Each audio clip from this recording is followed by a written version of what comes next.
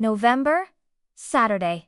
Most people look forward to the holidays. But the stretch between Thanksgiving and Christmas just makes me a nervous wreck. If you make a mistake in the first 11 months of the year, it's no big deal. But if you do something wrong during the holiday season, you're gonna pay for it. Maybe you would have gotten more presents if you hadn't pinched your brother last week. It's too much pressure to be on your best behavior for a whole month. The most I can really handle is 6 or 7 days in a row. So if they moved Thanksgiving to the week before Christmas, it would be fine by me.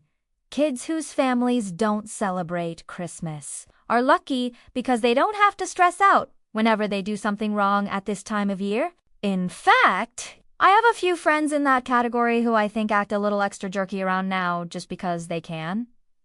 The thing that really makes me nervous is this whole Santa issue. The fact that he can see you when you're sleeping and knows when you're awake really creeps me out. So I've started wearing sweatpants to bed because I really don't need Santa seeing me in my underwear. I'm not really convinced that Santa has the time to keep an eye on you 24 hours a day anyway. I figure he can only check in on each kid once or twice a year for a few seconds, and with my luck, that happens at the most embarrassing moments. If Santa really does see everything you do, then I could be in trouble. So when I write him, I don't say what I want for Christmas and all that. I use my letters to paint myself in the best possible light. Dear Santa, I did not throw a crab apple at Mrs. Taylor's cat, even though it might have looked that way from a distance. Sincerely, Greg Heffley. Then there's this naughty or nice list they're always talking about. You hear about it, but you never actually get to see it. So it's up to grown-ups to tell you where you stand at any given moment. And something about that just doesn't seem right.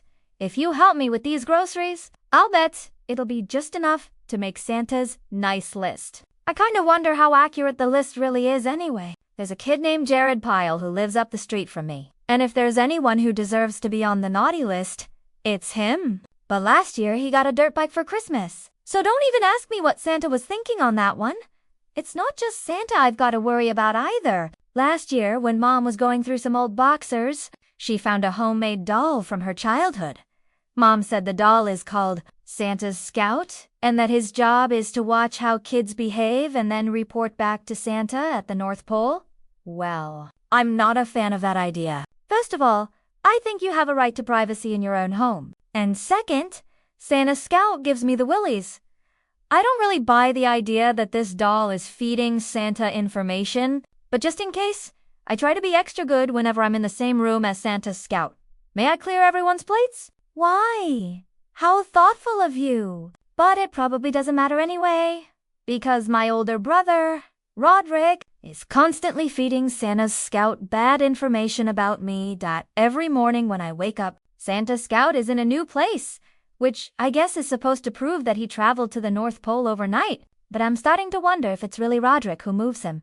Scream, junk.